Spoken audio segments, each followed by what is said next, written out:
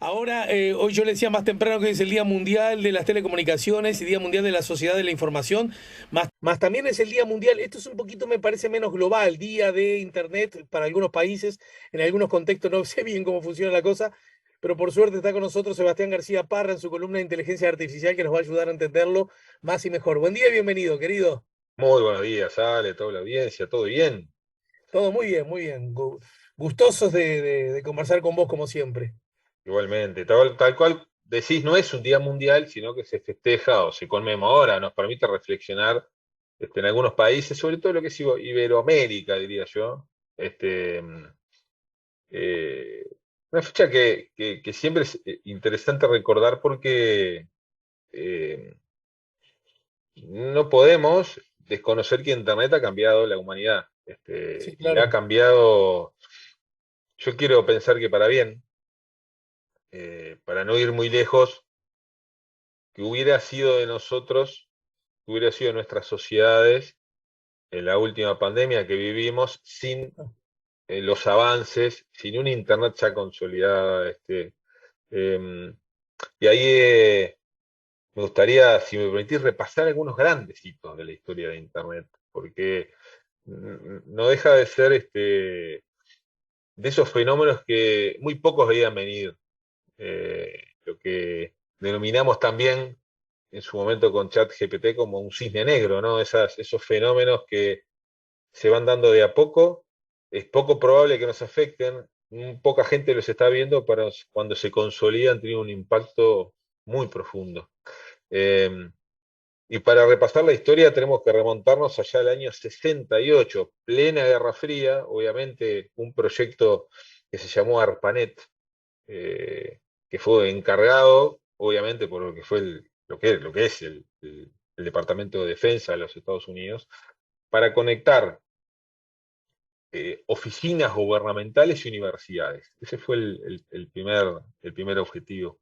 Eh, y bueno, ahí se comenzó a trabajar, ya en el mismo año 68, se empezó a trabajar, eh, donde se convocaron a algo así como 140, 150 empresas para que presentaran sus propuestas para construir este proyecto. Lo interesante es que uno tiende a pensar, bueno, en un proyecto súper ambicioso se habrán presentado casi todas con propuestas. Sin embargo, solo 12 de esas empresas presentaron proyectos. eh, y en el año 69 rápidamente se adjudicó una empresa que se llama BBN, una empresa que prácticamente no existe, porque pues, digamos, fue incorporada a Verizon, que es una empresa de telecomunicaciones norteamericana, después se terminó vendiendo, pero en fin, Sí.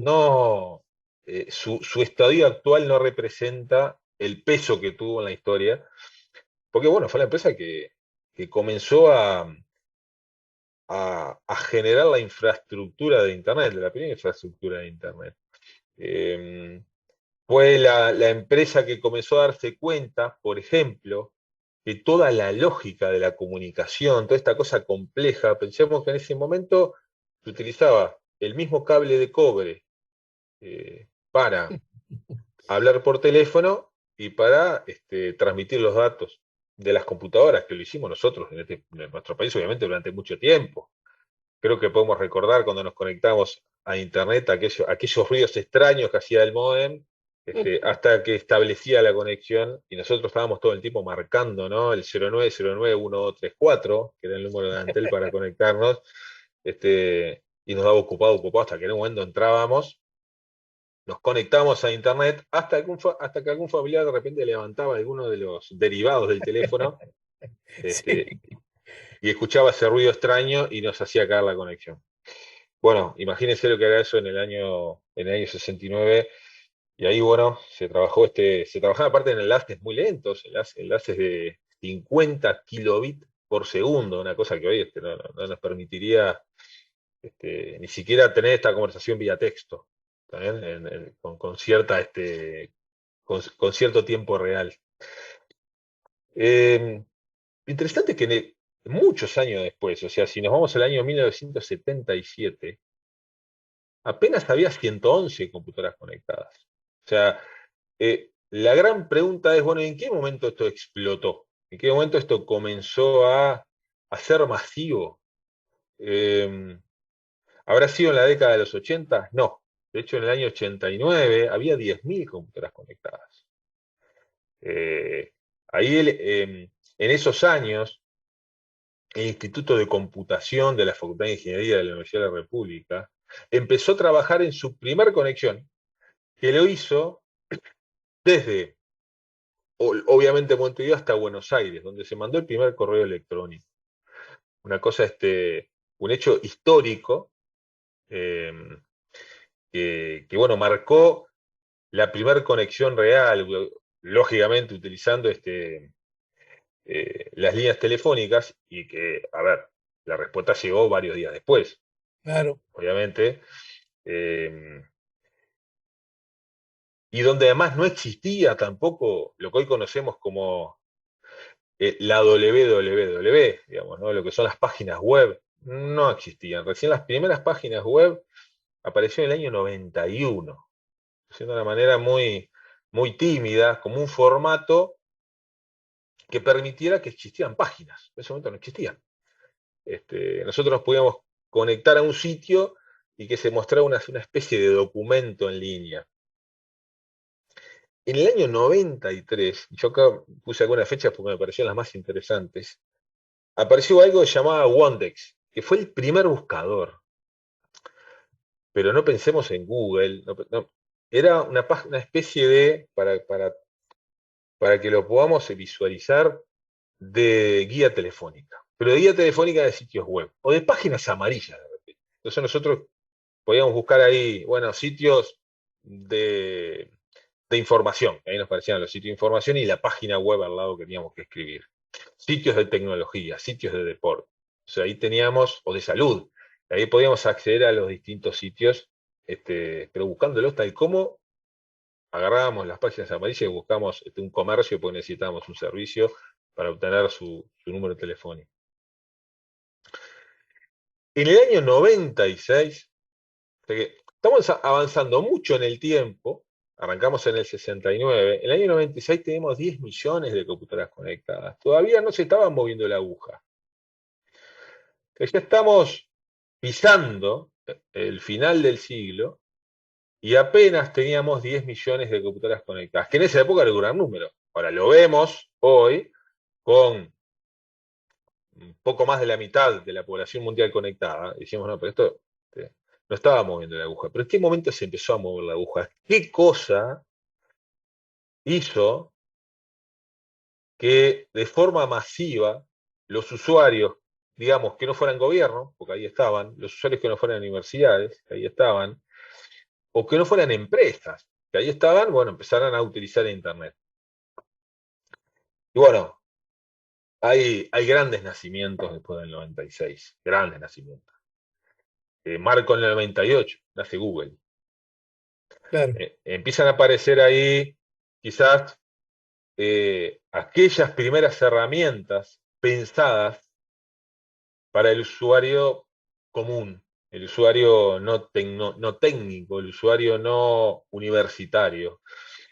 En el año 2004, eh, unos años después, nace una criatura importante, nace Facebook.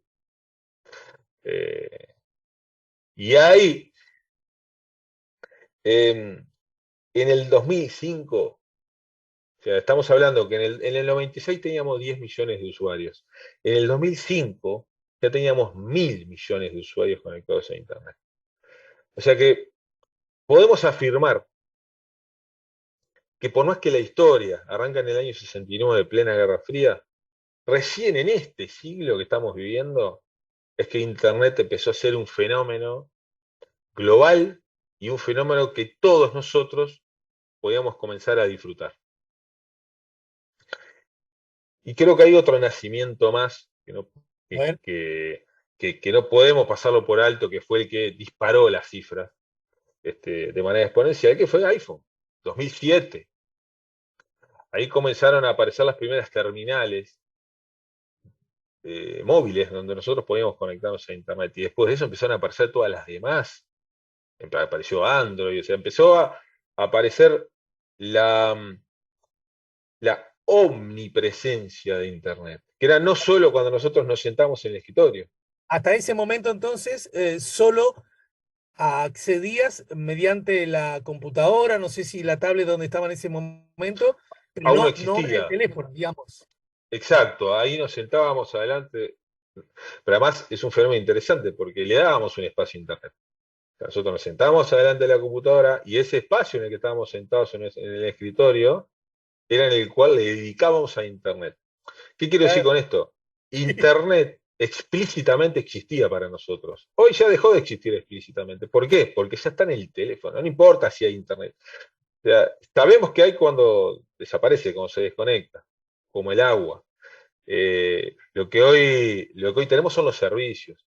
Y otro gran nacimiento que no podemos, yo creo que hay muchos más, digo, pero me parece muy simbólico mencionar lo que es en el 2009, nació WhatsApp.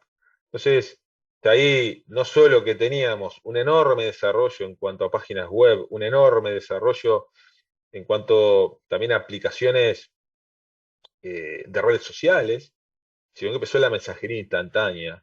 Bien, Entonces, hay nada, hay grandes nacimientos, grandes hitos de la historia, y ni que hablar que todo esto fue posible gracias a inversiones del punto de vista económico y humano, de obras del punto de vista humano, sin precedentes. Estamos hablando de que el hombre tuvo la capacidad de comenzar a tirar miles y miles de kilómetros de fibra óptica por debajo de los océanos, de construir lo que son las redes celulares, de construir enormes servidores, enormes data centers, digamos, toda esa infraestructura que nosotros no la vemos, es lo que permite y lo que ha permitido históricamente de que hoy Internet permita esta comunicación que estamos teniendo ahora y permita que todos los seres humanos estemos hiperconectados más que nunca. Así que, nada, yo quería aprovechar estos minutos, Ale, para repasar los principales hitos este, de este fenómeno tan importante y reflexionar, quizás también, lo podemos hacer en otro momento, sobre el futuro.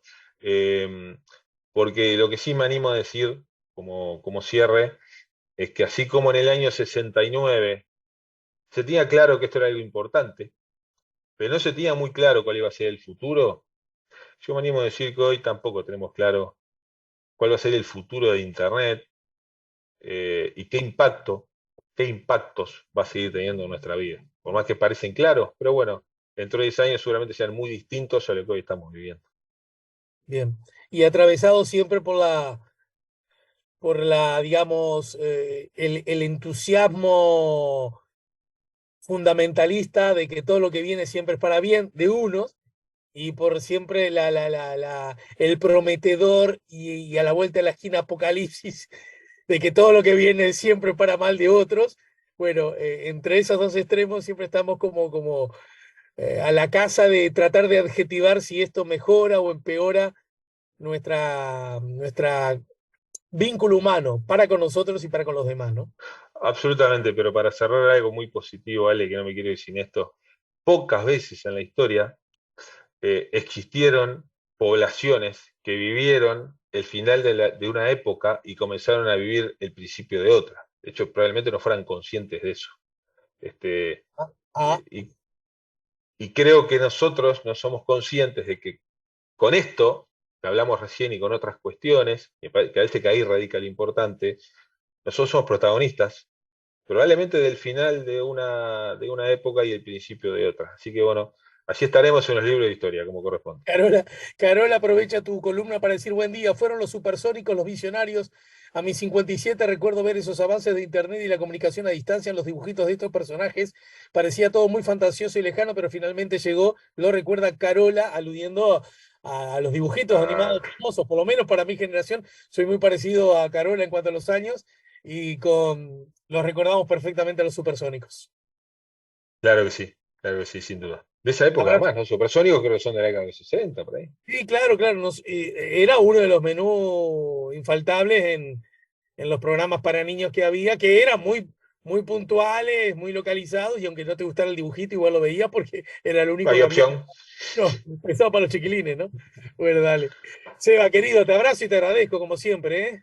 fuerte abrazo para vos y toda la audiencia.